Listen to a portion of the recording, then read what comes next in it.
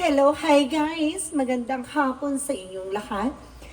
This is Jen Rodriguez from Masagari Channel, a faith eater, also matarder. So ngayong hapon, at tatagan natin na nagsabihin sa iyo ng ating mga gabay. So this is monthly gabay for the month of April 2024 for the sign of Aries. So Aries, welcome to my channel. Ano kayong messages, advices ng spirit guides ang ating masasagaw for today's video? Kanino naman kayang energy or kaganapan sa buhay ng mga Aries ang ating mga kagilap? So guys, this reading is a general reading lamang, hindi lahat makaka-resonate. Kunin lamang pa makaka-relate sa inyo and comment down below kung kaninong energy ang ating nasagaw. And of course, don't forget to like and subscribe my channel and hit the notification bell for more videos updated. Kasi maraming salamat po sa mga walang sawang pagsuporta sa aking channel, lalo na yung hindi nag-i-skip ng ads. Naway pagpalain kayo ng Diyos at may kapal, siksik-liglig na gumapaw na biyayang manong balik sa iyo. So guys, let's see what is the messages advice sa iyo ng ating mga baraha.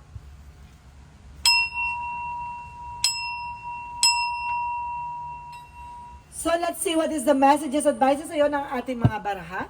So, umpisa na natin, no? For the sign of Aries. Let's see and watch this. So, there's the moon card for a revelation, no? Kumbaga may mga bagay na matutuklasan ka dito. Parang may mga bagay dito na ipapakita sa'yo, no? Sa likod ng mga kaganapan sa buhay mo.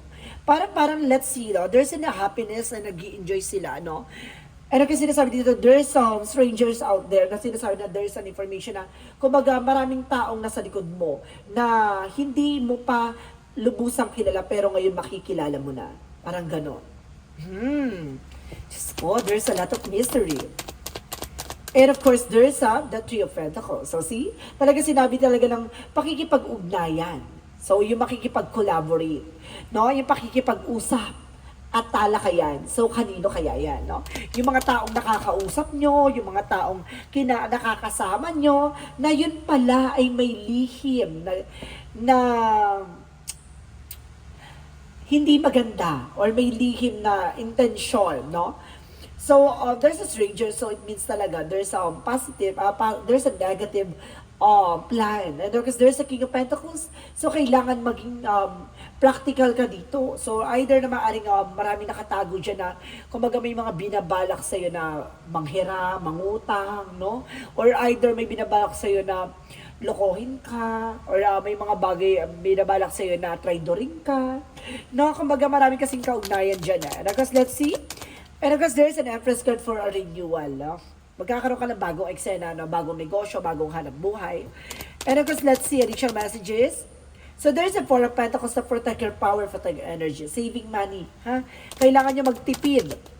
And of course, there is a Temperance for a perfect timing. So, ito na talaga, this is the moment, no? Para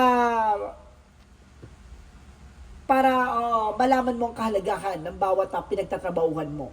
Na kumbaga sinasabi sa ito, lahat ng mga inipon mo, lahat ng mga bagay na pinaghirapan mo at tinabi mo, ay maaaring ito na yung kabayaran. Parang this is the perfect timing na maaaring lumago na, lumakas na ang iyong business, trabaho, negosyo. See? The moon card with the devil, I told you so. Aswang. Charis. Mayroong nakasali, oh my God, full moon pala man. Guys, today is a lunar, no, with a full moon. So there's a devil and of course the moon card. So there's an information dito guys na maaring sa likod na yan merong, tulad na sinabi ko, no, may lihim na gustong gumawa sa'yo ng hindi maganda, or may lihim na galit sa'yo, or may lihim na there's a temptation or there's an evil plan, no? Kumbaga, sinasabi sa'yo mag-ingat, no? At pero matutuklasan mo, there's a truth revealer. And there's a the full card. See, there's a Three of Pentacles. And of course, the full card. Huwag ka masyadong naniniwala at nagtitiwala, no? Sa lahat ng mga nakakasalamuha mo. So let's see what is the King of Pentacles and the Knight of Wands. So there's a near to success, no? Kumbaga napakalapit mo, there's a perseverance, konting tiyaga, ha? Kumbaga sinasabi na maging practical ka sa kung ano man ang pinagkukuhanan ng finances mo. And because there is a Two of Swords with indecisions, na may mga bagay na naghihirapan ka mag-desisyon ngayon at magkakaroon ka ng bagong eksena, no? Parang magkakaroon ka ng bagong idea or bagong plano at sinasabi sa'yo dito ay parang kapain mo pa muna, no? Bago ka mag-desisyon. There's a Four of Pentacles for the Queen of Swords, a bigger picture. So, yung tinitignan dito, yung magiging posibilidad, no? Para na sa ganun, hindi ka na ulit magipit. Kumbaga, tingnan mo, lahat ng magiging action mo kailangan pag-iisipan, no? Na maraming beses. Kumbaga, tinitignan mo dyan yung magiging positive outcome or negative outcome or yung possibilities, no? Sa lahat, there's a consequences kasi sa lahat ng gagawin natin. So, kailangan pag-iisipan ng maayos at talagang klarado, no? Kumbaga, there's a Queen of Swords na sinasabi na dito na kumbaga, ito yung bagay na makikita mo na kagad yung, or tignan mo kagad yung magiging posibilidad. No? Para na sa ganon, di ba? Matapos ka na dyan sa problema, utang man yan, or hinuhulugan, the Ace of Wands is a new beginning and new plan. So, this is the moment para bigyang linaw ang kaisipan mo para, di ba, maging tuloy-tuloy ang finances sa'yo. No? So, let's see what is the Moon card and the Devil card. So, there's a Two of Cups. So, see? I told you so. Yung makikipag-partnership. Guys, so, and because mag-ingat ka. At the same time, guys, there is an information dito na malalaman mo at matutuklasan mo kung ano yung nangyari sa iyo dalawa ng person mo. No, may gayuma din dito. No, there is an evil plan. And then, of course, there is an evil energy na ginawa sa iyo dalawa ng partner mo, asawa mo o jowa mo. At the same time, guys, no, kumaga meron dito na nasa sense ko dito parang may binayaran na para gawang ka ng hindi maganda. So, let's see what is the Three of Pentacles in the full card. So, there's a Death card. So, binayaran siya, nakipag-collaborate or para gawan ka ng hindi maganda. No? Masyado kang tiwala sa tao na to with the Death card. Gusto ka nitong ma-shaggy. No? So, let's see what is the King of Pentacles and the Knight of Wands. So, there's a King of Wands by control. So, kailangan makontrol mo to. At sinasabi na, control mo yung emotions mo. Kasi pag nalaman mo kasi yung mga bagay-bagay, kumaga nagkakaroon ka ng kumbaga bigla ang mga decision, gano'n. Kailangan mong, kapag nalaman mo, resilience lang, tahimik ka lang dapat. And the Empress card is the Queen of Swords, represents the Four of Cups, re-evaluate or analyze. Lagi mong pag-iisipan at lagi mong pakakatandaan lahat ng magiging actions mo. And the Four of Pentacles, because the Queen of Swords, there is a Five of Wands. So see, dapat titignan mo yung magiging complication. Lahat ng mga bagay na mangyayari pagdating sa finances, no? Hindi pwedeng ura-urada ka basta-basta. Ganon, lagi mong titignan yung magiging possibilities, no? Kumbaga kung ano yung magiging complication, no? Para sa ganun, at least alam mo na, at pag-iingatan mo na, no? Kasi kumbaga nagkakaroon kasi dito, it's either competitor or complication. So, there's a Temperance, because the Ace of Wands is the Six of Pentacles. So, there's a Six of Swords, a transition. At dyan na maalis ka sa sitwasyon, no? Sitwasyon ng mga crisis, sitwasyon ng kalugmukan, sitwasyon ng kahirapan, at sinasabi sa'yo dito, ito yung magpapabago sa sistema mo.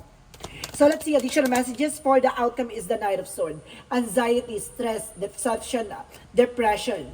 So, nagkakaroon ka ng sleepless night in the Ace of Pentacles is here. So, maaaring, sinasabi dito na maaaring matapos na yan at magbibigay sa iyo ng malaking opportunity ito at malaking pera na papasok sa buhay mo. Additional, there's a Four of Wands for celebration, wedding. See, kumbaga, maraming magandang mangyayari pa sa hinaharap. So, ibig sabihin dito, kailangan mo nang tapusin ang nagdudulot ng komplikasyon dyan sa kasalukuyan mo. Dahil sa hinaharap mo, magiging masagana ang buhay mo. So, let's see. Additional messages for career. For career, there's an Eight of Pentacles. So see, mag-focus ka sa ginagawa mo. Mag-focus ka sa business, trabaho, negosyo, hanap buhay mo. With the Six of Cups, no? Kumbaga sinasabi dito, maraming tutulong sa'yo with the socialize, no? Maraming social media. Kumbaga gamitin mo social media para makapag-earn ka ng magagandang or malalaki pang sales, no? So let's see, additional messages for love life. So, there's an Ace of Swords. Magkakaroon kayo ng mental clarity to each and every one sa inyo. Now, of course, there's a Ten of Cups. May happiness. So, at the end of the time, magiging masaya kayong dalawa ng partner mo. Kumaga, masusolusyonan na yung nagiging sanhiin ng problema nyo. So, pagdating naman sa health mo, so there's an Eight of Cups. I-let go mo na yung mga bad habits. Kasi yung mga pangungutang, iwasan mo na kasi nagbibigay ng stress sa iyan, ha? At the same time, iwasan mo mangutang, iwasan mo yung sasahod na, tapos sabi mo, malapit na ipapangutang muna, ganon. Or may mga bagay na gusto kang bilhin, tapos ura-urada, iwasan mo yung mga ganong perspective. So, let's see, additional. So, there's a Ten of Wands, obligation and responsibilities. Lagi mo pakakatandaan yung mga responsibilidad at obligasyon mo. No? Para na sa ganun, hindi ka napipilayan sa sitwasyon. Hindi yung biglaan kang desisyon. Additional messages for magical fairy messages. For magical fairy messages, get my information po. At the same time, guys, there's an ask for what you need, want, no? Kumbaga, let the universe and other people know what you need. So, ibig sabihin dito, kumbaga siguro, mas ano ako dun sa universe, and of course, God. Kasi sinasabi dito, lahat ng mga kailangan mo, ipagdasal mo na lang. No? Huwag mo na ikwento kung kani-kanino. Kasi baka, yung mga bagay na gusto mo mangyari, baka magkaroon pa ng, inside job or something na hindi matuloy. That because of evil eye curses, no? At the same time, there's a what you need to forgive. No? Ano yung mga bagay na kailangan mo ipagpatawad? Nang sa ganun, lahat ng mga katuparan sa mga pangarap mo ay magkatotoo at matupad. No? Alisin mo yung galit at puot sa puso mo. Tandaan mo, pag yan pinakawalan mo, gagaang ang buhay mo. So let's see, what is that? Archangel Michael messages for you is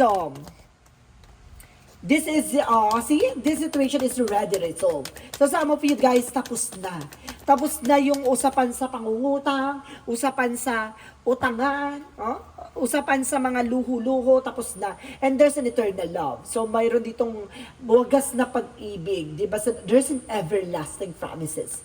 And there's a new beginning and fresh start. So see, magsisimula lang pa bagong chapter ng buhay mo. Dito natatalakayin ang success at magandang mga plano na ilalahad pa para sa iyo. So let's see what is additional messages. So there's a dream guide for a teacher and guardian. So see, maraming gumagabay sa iyo. Binibigyan ka ng tamang daan at tamang landasin. And there's a self-inventory. See, kailangan mo mag-invest sa sarili mo. And there's a past life, Passover love, so there's an ancestors. May mga sumusuporta sa iyo, mga mahal mo sa buhay na yumao. Diba? Kumbaga, there's a full support dito, guys. Additional one for messages for summer and take an action. So, kailangan mo ng kumilos. 'Di ba? Hindi na iuso itong ngangahiga. 'Di ba? This is the moment, guys, na kumbaga, kahit nasa tahanan ka, ay dapat kumikita ka. 'Di ba? Hindi yung kung porkit sumasahod yung asawa mo, ganyan na lang ginagawa. Porkit may mga kumbaga alagain ka, kailangan mo pa rin kumita, no? Kumbaga ngayon kasi masyado ng kumbaga madiskarte ang mga taong bahay or either, kumbaga, kailangan mo maging madiskarte para sa madaling salita. And of course, there's a financial constraint. So see, kung ayaw mo mag-repet o mapunta sa isang sitwasyon na wala ka na madukot, no, kailangan mo mag-take ng action. See, there's a financial constraint, no? Kumbaga, gipit or financial crisis. And of course, there's a blossoming abundance. So, wag ka mag-alala, lalago at lalakas about sa finances mo. Pero, depende pa rin yan sa'yo. Ha? Kumbaga, ang ganda ng reading mo, T. Pero ang pinaka nagiging outcome dito is the financial concept. That because of your actions. So, kumbaga, kung gusto mo mabago ang buhay mo, ngayon pa lang, umpisahan mo na. No? Kumbaga, let's see what is Archangel Raphael. So, there's an information with the alternative medicine. So, ibig sabihin dito, kaya hindi pwede yung puro ka gamot-gamot na lang, kailangan mo rin ng herbal. Yung mga medisina na alam mong pang lang siya, di ba? Yung pang nurture, no? Mga herbs, ganyan, guys. Kasi mas nakakatulong pa yan sa'yo kaysa sa mga gamot na kasi mamaya meron na yung mga chemicals, na ba? And because there's an improving health. So, ibig sabihin dito, nag-i-improve na yung health mo. And there's a yes, no? Talagang may mga bagay na mababago and there's a communication clearly. Pati yung pakikipag-communication mo, hindi ka na yung, kapag nakipagtala kayo sa mga tao sa paligid mo, lahat ng talambuhay mo, chinika mo na. Ngayon, nagkakaroon ka ng limitasyon, hindi ka na kaagad nag-share ng thoughts. At hindi ka na kaagad nag-share ng ideas, no? Kumbaga ngayon, tumatanggap ka na lang ng mga ideas. Pero hindi ka na nagbibigay ng information. Wow! Taray, natauhan ka na, no? Kumbaga sinasabi dito, hindi mo kailangan i-share lahat ng mga eksena nyo sa bahay mo. Konting kibot, chismis, konting kibot, kwento. Hindi na ganun. Kailangan maging resilience ka na. Maging maingat at maging tahimik ka na lang, no? Kasi may mga plano tayo sa buhay na minsan kinukwento natin tapos hindi natutupad. May ganun, ha? And there's a romance angels for religious factor. See? Some of you guys na maging, kumbaga, there's a spiritual path. So, ibig sabihin dito, guys, it's either, kumbaga, malakas ang paniniwala mo, or either, guys, may mga religious factor dito with the devil energy, na sinasabi na gumagawa ng something orasyon para humina or bumagsak ang iyong negosyo o hanap buhay, even your finances. No, para magipit ka, ganun, may ginagawang ka na eksena. Kaya, kailangan sa buhay natin na kailangan maging tahimik na lang. And there's a vanity. Alisin mo rin yung mga bisyo mo, yung mga wala sa hulog na luho. And there's an enlightenment. Bibigyan kaliwanag at bibigyan ng magandang kaayusan ng buhay mo.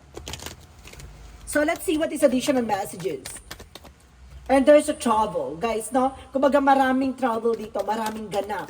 At sinasabi sa'yo dito, maaaring ito yung magdala sa'yo ng pagbabago sa buhay mo. Maaaring there's some trouble for international, na makakapagtrabaho ka na sa ibang bansa, ganon.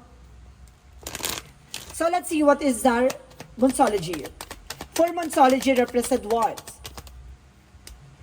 Nothing will come in this situation. Walang mangyayari sa situation kung hindi ka magtitake ng action. And there's a communicate is the key. So, kailangan mo makipag-communicate sa person mo. No? Kumbaga sinasabi dito, kailangan nyo ng something unity, pagtutulungan. And there's a you're very close to achieve your goal. No? Napakalapit mo na para matupad yung mga pangarap mo. Di ba? Nagkakaroon ka na ng clues and ideas. So, let's see what is additional messages. For additional messages, there's an adversity. So there's a lot of challenges, no, na lahat na mararanasan mo. Kumbaga there's an own challenges and uniqueness, no? Kumbaga sinasabi dito na hindi pare-parehas yung mga mararanasan mo sa buhay mo at sa buhay ng ibang tao. Kumbaga may mga bagay dyan na papakatandaan mo at lagi mong tatandaan na yung mga bagay na binigay sa'yo ay para matutunan mo, para sa sa'yo yun. No? Kumbaga sa kanila, ganun talaga, buhay nila yon, no? Kumbaga ganun yung dapat nilang maranasan at pagdaanan. Kasi may mga matututunan sila doon, di ba? At the same time, there's a doubt, di ba? Kumbaga alisin mo yung pangamba, no, yung pag-aalanganin, no, yung sa paniniwala, kailangan diretso. So, let's see additional messages. So, there's the void. So, see the stop. So, kailangan mo may mga bagay na kailangan mo itigil. O hinto. And there's a you're not alone. So, ibig sabihin, hindi ka nag-iisa. Diba? Nakakaramdam ka ng feeling isolation or feeling entrapment at because of your actions. No? Kumbaga dahil din sa mga nangyayari sa buhay mo, dahil yan sa ginawa mong action. Kumbaga nangutang ka, tapos alam mo na wala ka ibabayad, diba? Naipit ka sa sitwasyon. Or either nag-guarantor ka, alam mo itong taon to, makunat magbayad. Ikaw naman si Shunga, di ba pinautang mo si Genner? Oh. E di anong nangyari? Ikaw yung na-stress. Di ba? Imbis na, di ba, makatulong ka lang ng okay, hindi. Ay, di napunta ka sa alanganin sitwasyon, ikaw tuloy magbabayad. And therefore, sinasabi dito, come to me, all you that labor and heavy laden, and I will give you the rest. So, see? Sinasabi dito, guys, na lahat daw na mabibigat, na pasanin sa buhay, lahat daw na mabibigat na nararanasan at nararamdaman mo ngayon, ay isurrender mo sa ating Panginoon. Di ba? Igagaan ka. No? Kumaga bahala na ang Panginoon, bahala na ang Diyos kung ano yung mga bagay na ipagkakalob sa akin. Basta ako gagawin ko yung part ko. Ganun dapat. Di ba? Hindi lahat na sinurrender mo, ti. Di ba? Hindi ka na kumilos, nakahiga ka na lang. Walang ganun. Kailangan sa surrender mo, which is nagtitake ka ng action. Di ba? Kung mag-sinurrender mo na alam ko, sa akin to, bahala ka na Ama, na yung bagay na to ay para sa akin, basta ako gagawin ko yung part ko. Ganun dapat. So, let's see what is the synchronicities. For synchronicity, so there's a spring. So, see, there's a blossoming. So, talaga mamumulaklak at lalago na ang bagay na dapat lumago and there's a journey. I told you. Diba? Kasama talaga siya sa tatahaking mo landas. Diba? Pagdadaanan mo yan. Hindi ka naman pwede shortcut dyan. Diba? At hindi mo naman pwedeng pagawa sa iba yan. Diba? And there's a resilience. So see, isa pa to na kailangan mo maging tahimik sa lahat ng magiging actions mo. Lahat ng mga pagdadaanan mo, mas maganda yung tahimik ka lang. Diba? What is the angel's number messages? The angel's number messages is see? Starting over. And of course, pero ito yung babasahin natin na alignment. So dalawa pa. See, there's a social skills. There's an alignment. Pero ito yung pinaka-inano sa akin. So, sinasabi dito, guys, there's a connection, friendship, and romantic relationship and family ties. So, see, magkakasama talaga siya sa buhay mo ngayon na pinagdadaanan sa connection, sa friendship, and romantic relationship, and there's a family related. No, kailangan mo maging balanse sa buhay. No, kailangan mong alam mo kung saan mo ka mag-commit and there's a trust. At kailangan mo alam mo sa sarili mo hanggang saan yung tiwala at paniniwala at pagtitiwala mo. Diba? And there's an how do you move forward towards your life through calling? Do what make you happy? Your enthusiasm is what you keep going. Follow your interest. If it's Pick by something, follow these roots. With the help, you discover your life purpose. So see, kumbaga marami kang matutuklasan basta naka-align ka, nakalinya ka, na huwag kang liliko at huwag kang, kumbaga, kakaliwa nang sa ganun hindi ka maligaw. 'Di ba? Binibigay na yung tamang daan, magpatuloy ka lang. Huwag kang titingin sa kabila or sa kahit na sino. Kailangan mong lumingon, no? Marami man sabihin sila sa'yo, marami mang aligasyon, ang iba to nila sa'yo, magpatuloy ka. No? Kumbaga makinig ka sa ating Panginoon na kumbaga ituloy mo lang yung mga bagay or opportunity or dreams mo, kumbaga hindi ka ililigaw ng sarili mong intuition. So guys, let's see what is the messages of life. Messages of life represents Master of Life. I dedicate my strength to the divine with me, aligning myself with the true sovereign of my life. My ego step aside as listen to my inner voice, and accordance with the truth I hear. In this way, I become the master of life. I live in finding humility, grace, and love for the glory of God. So see, kumbaga nakikinig ka na sa intuition mo. No? Kumbaga ini-ignore mo na yung mga bagay na naririnig mo sa paligid mo. Ang pinapakinggan mo na lang ang sarili mo at ang ating Panginoon. So it's a good part na kumbaga na master mo na ang buhay at totoong klase na totoong buhay. Wow. Bravo. So guys, this is monthly gabay for the month of April 2024 for the sign of Aries. So Aries, maraming salamat for this wonderful reading. So once again, this reading is a general reading namang hindi lahat makaka-resonate. Kunin lamang pa makaka-relate sa inyo and comment down below kung kaninong energy ang ating nasagap. Maraming salamat guys and see you in the next video. Bye-bye and babush!